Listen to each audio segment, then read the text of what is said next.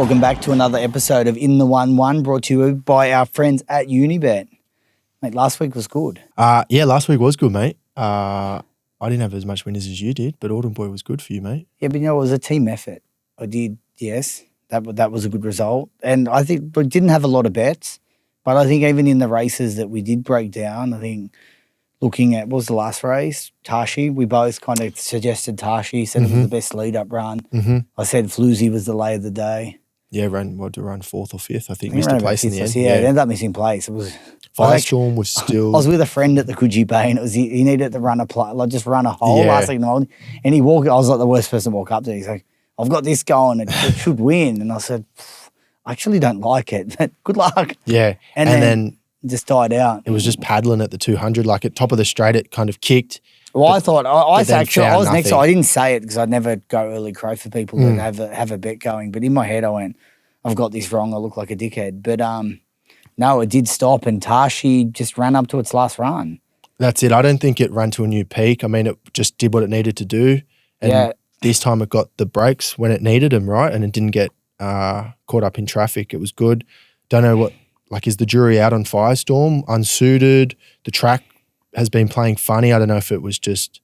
Let's just start. I wonder, funny what you said about track. I was talking to my grandfather, funnily enough, and he said he listened to an interview with Josh Parr, and Josh Parr was talking about the track up at Eagle Farm, and he said that it's it's now a sand-based track, and seems to be a lot of issues with these sand-based tracks are some horses like them and some hate them.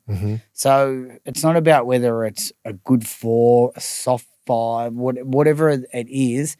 It's irrelevant. They don't like sand. They don't like. It's a different feeling to whatever the other tracks are. The soil, I guess. To the soil track, and it's a different feeling. Some horses do not go a yard in it. Now, for any of us that are betting, and if a horse you don't know if it does like or not like that sort of surface, it's concerning. Absolutely. And it's very, after hearing that sort of stuff, it's hard to have obviously a considerable bet on a horse that you know hasn't been there to know whether they like it or not. Absolutely. We went into the show saying that it could play up and off, wanting to be in the first half of the field, just getting off the fence in the straight. That pattern emerged. I think Floozy got off the fence. Tashi came down the middle part of the track, but came from sort of midfield. Yeah, 3 pairs back, 4 pairs back. Yeah, you certainly didn't want to be back last. It wasn't a swooping track. Because then General Salute in the last race I was on flew late for third, but I mean, with any sort of luck, it's the best horse in the race and ripped off some elite sectionals. So I think follow that throughout the campaign. But yeah, I think the track was against it as well. Let's go back to Autumn Boy. Top win. Yeah. Don't think he certainly didn't beat anything special. That's what we were saying about broadsiding though as well. You know, when it was coming through the Queensland Carnival, we were saying, what's it beating, right? But it's all about the style, I think, in the 2-year-olds, the professionalism, the way they race and their manners. As you know, I'm a very big eye punter. I do look at data now. I never used to. But there was something, even with the way it won on debut. Yeah, especially at Canterbury, right? It's a tight turning track. Just that the last 100 metres was like, it was class. It was classy. Did what it did to win, and it just... That's it, right? I'm a big... Little tells are sort of its last 200 metres. You look at the overall time, might be slow, but just sort of how horses are through the line can often be a big indicator of their talent, right? Out the back. But if they hit the line super strong, you know that the horses have ability. You know that there was more left in the tank because of how strong they were.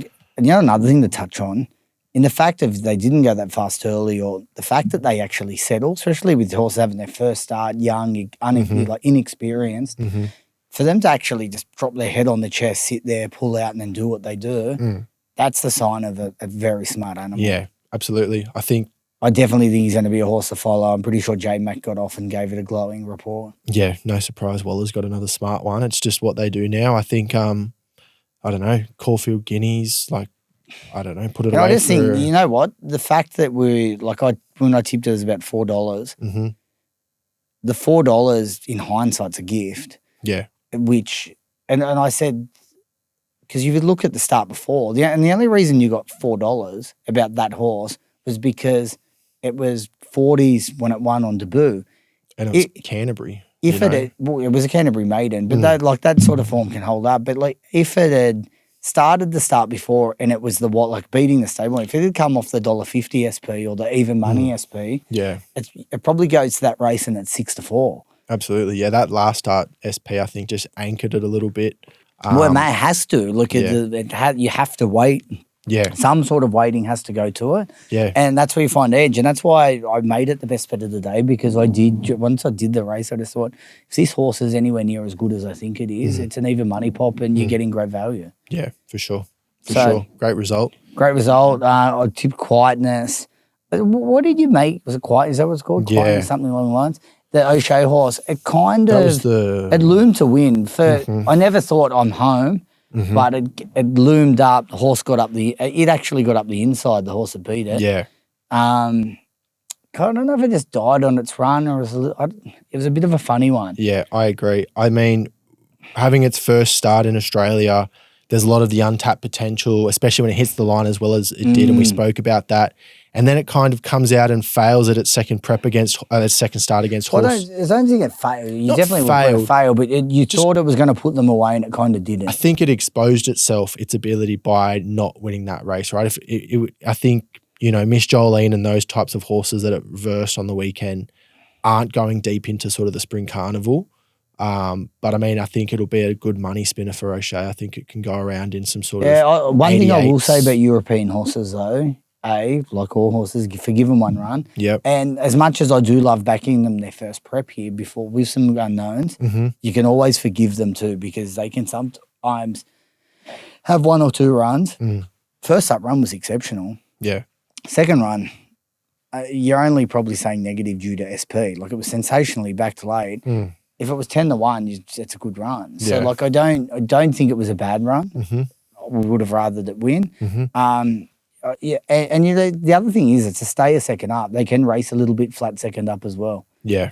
So I'll definitely be forgiving at the run. It was a pass mark for me. Hence why I did say each way. But it was very well back. So they're obviously doing some things at home. Yeah.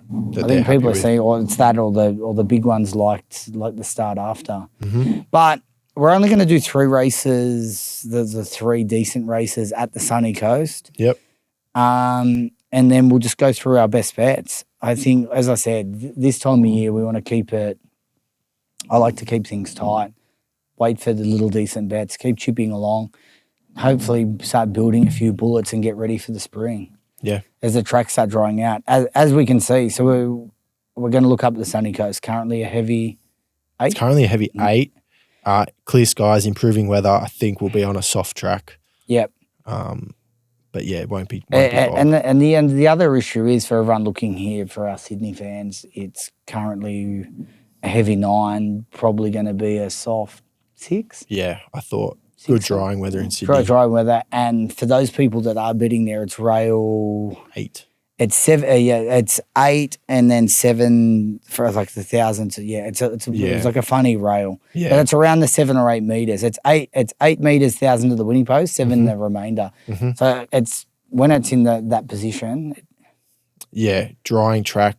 I mean, up, but also could play off, but definitely up. So is it the 8 still there? Because when it's rail 6 meters, it's very on pace. Yeah, I think kind of like those 6 to 8 meter lanes are sort of the hot parts of Rosehill. 7. Then you get out a bit wider and they can come down lane sort of 14, 15, which is also advantaged. Yeah. So just I'd be observe. keeping an eye on them. I think, drying tracks, very careful. I'd be waiting for scratchings. Definitely. But can't go wrong backing leaders, right, as a foolproof method. Correct. All right, races. We're going to do races 6, 7, 8. We kick off with one of the most beautiful women to ever walk this planet in Winks. God, what a star. Her Schnitzel colt is going to the sales. I don't know if you read about that this week, if you've been caught up. So her first foal, filly. I'm sure that will be a bargain. Yeah, the first foal filly, Debbie bought it for 10 mil, and now they've announced the Schnitzel colt will be going to sales at the Inglis sales. Do you reckon Deb's doing it tough for cash? Oh, mate. Go, Deb. Next year, 2026 Inglis sales. So there's talks of it blowing the 10 million out of the water, I think, especially being a colt by Schnitzel. Wow. Yeah. Wow. All right, let's. How do you think this track's going to play, Sunny Coast? Rail True, this is their sort of meeting of the year, I guess. Yeah. I think it'll play well. I think they've prepared it well. Rail True, off the fence will be advantage. Midfield, running line. Typically, it's a long open straight at Sunny Coast, so horses can get their chance coming from midfield more so than sort of your typical tracks. So I'll be looking for the horses with some cover running line to get their best opportunity. Can still lead, no disadvantage, but I think leaders will have to get off the fence and it'll be race pace dependent, if they get a comfy time in front. All right. I might start here because I'm a little bit keen on a horse called Millie de LUNE. Oh, yeah. Yeah, I'm a little bit keen on one here. Millie de LUNE comes from Matthew Smith stable, comes from Sydney form, which I do love. When going up there, it's proven, as it did last week. Go back and look at its start, 2 starts ago over 2,000 metres. Really, really tough win. Was also on a soft 7, which is probably roughly what we're going to be racing on. Maybe a little bit better. So it's obvious it does like rain-affected tracks, which is obviously going to be a plus. I know it does go back to the mile. So last start it was over 1,800. It was behind She's Unusual. Ran into trouble. Its closing splits with it's 200 and 100 to the winning post, fastest of the day. Yeah. Now that when you're doing that over 1,800 meters, that's impressive. Anytime when you're getting 1,800, even with the mile, sometimes I'm very impressed. But when you're getting into those staying trips and you're running the fastest closing splits of the day, I always take notice of it. Really good to the eye. And I think this track, it can play quite testing. And I do think there's decent pace in this race. They're going to go along at a decent clip. But I was a little bit concerned about barrier 1 initially, but because they are going to go at a good clip, I think A. Morgan will find a way, get off the fence. They will string out a little bit and it will be able to find its way through, hopefully find that right run. Yep. I've got it top pick and yeah, I'm happy.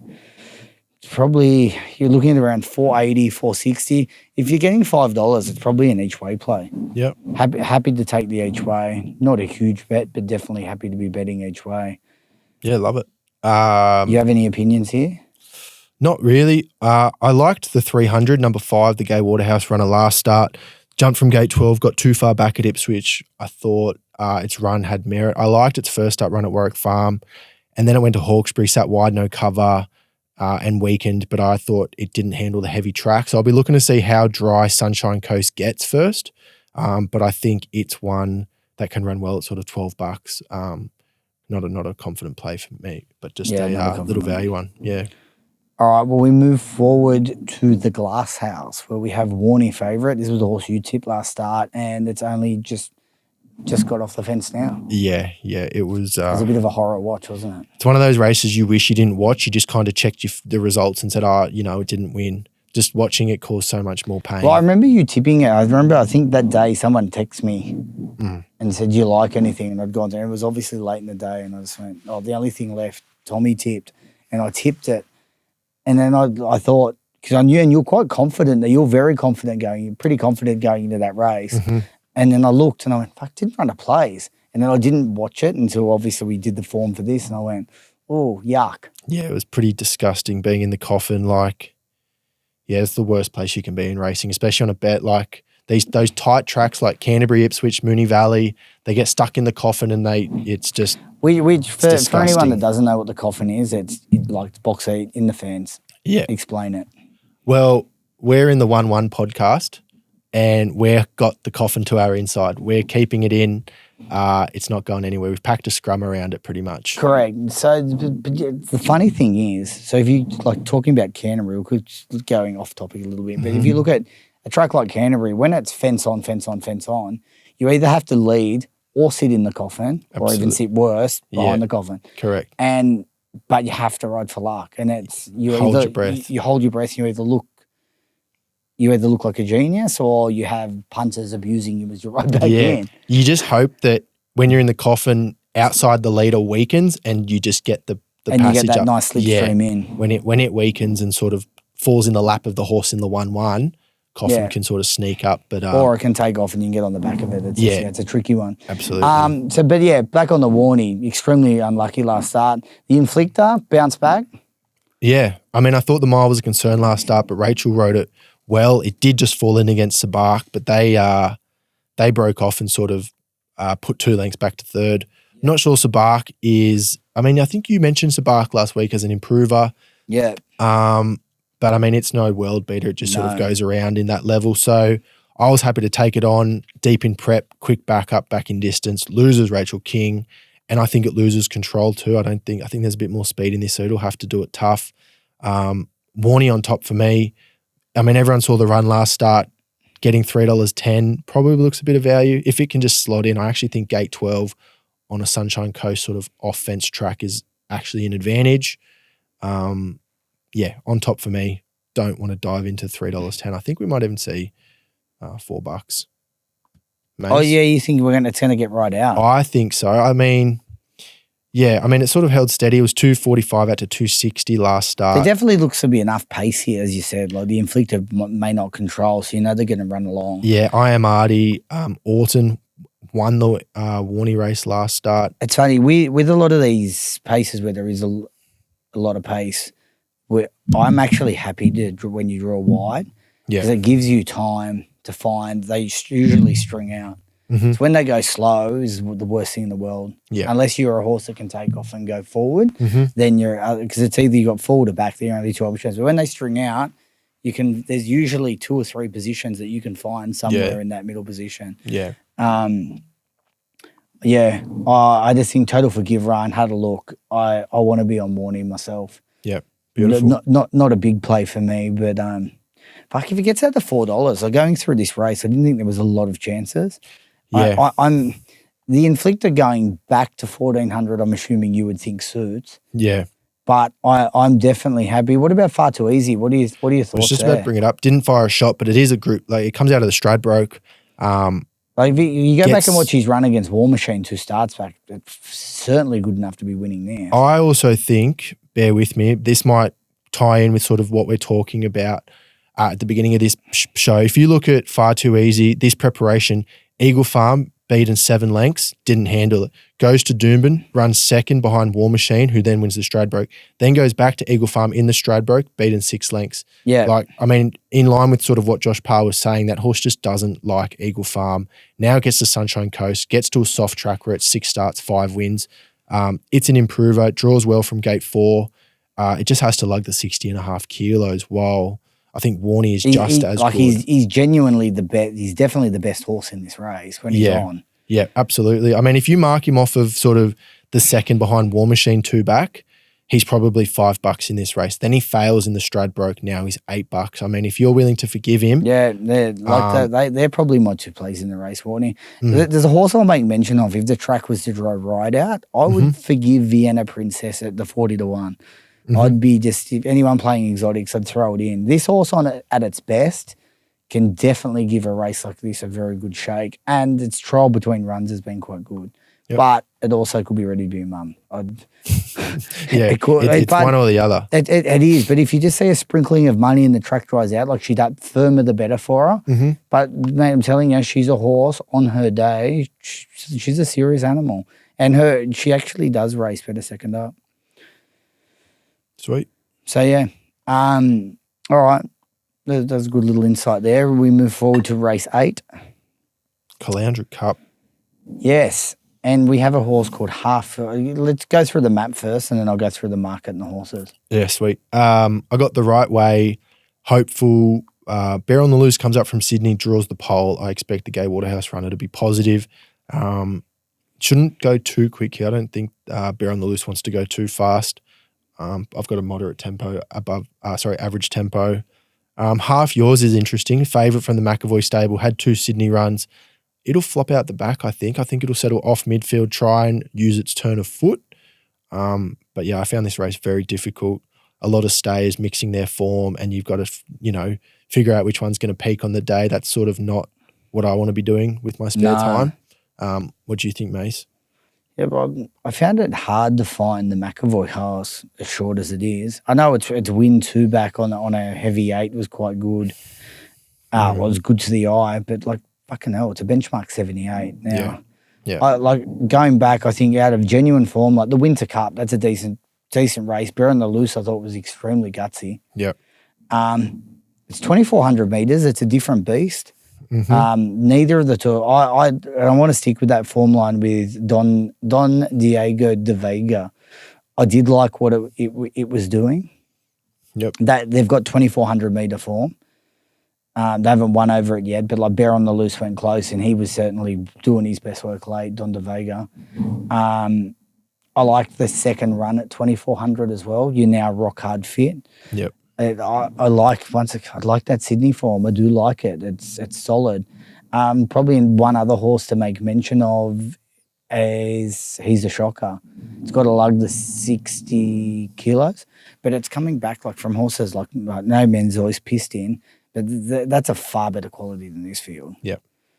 Like it's completely different. And this is the horse that's got like genuine Group 3 quality, Group 2 form. Like it only got beaten 3.2 lengths to Cheo Wolf and Just Fine. Yeah. Like these horses wouldn't be coming anywhere near that. No, not at all. So yeah, notable mention for He's a Shocker, but I'm happy to be with Bear on the Loose and Don Diego De Vega. Sweet. Yeah, that's where I'm at. Probably the two horse play, box them up in the Quinella. Yep, love it. I'm happy to bet around half yours. Yeah, same. I was happy to take on half yours. Didn't settle on one to have a back bet. I'll be just watching this race here. No interest at all for me in placing a bet. All right, beautiful. Let's go into the best bets. I want you to kick off, my man. All right. Best bets this week, we'll go down to Melbourne. Flemington Race 1, number 4, Job Done. Love this horse's win on debut. I think it'll handle the straight and if not, excel in it. Its last 400 was huge. And the other favourite, Bakash, I think will be better suited around circle races. And then just one in Sydney, Rosehill Race 3, number 6, Exit Fee. I was on this horse first up and it was very unlucky. Got out late, hit the line super strong. Its only run at Rosehill was enormous. And second up last prep, it was 2 lengths off Clear Thinking, who went around in Group 2 company. So, yeah, 260. Thank you very much. I'll be taking that. I didn't realise you were tipping it because I'm also tipping it as well. Beautiful. I love when we get a little double matchup. I think our record is very good when we do it. Yep. I'm going to go a little bit early with Rosehill. So first bet for me, Rosehill. Rosehill, race 1, number 1, even money, Raging Force. Black odds is good odds, this horse. What it was able to do on the Kenzo track, I just went forward, controlled. Acceleration through the line was just awesome. Professional horse. I think it's your anchor leg for all your multis. I think it will start you off and give you a good odds boost for anything else you like. I move forward to race 3, number 6, Exit Fee. Got held up at probably a vital stage. Just took a little bit to wind up, and I think where the horse just held on the inside. Loved how it motored through the line. I think with even luck here, it will probably be winning. 270 seems great odds. And then I moved to the Sunny Coast, race 6, number 13, Millie de LUNE. Once another horse, not a lot went right at the top of the straight. Loved the way it works through the line and had the fastest closing splits of the whole day over 1,800. Comes back to the mile. I think will be rock hard fit and finds a pretty weak wing skinnies. They're the 3 bets for me. I will see you guys next week. Responsible punting. Cheers. What's gambling really costing you? For free and confidential support, call the number on the screen or visit the website.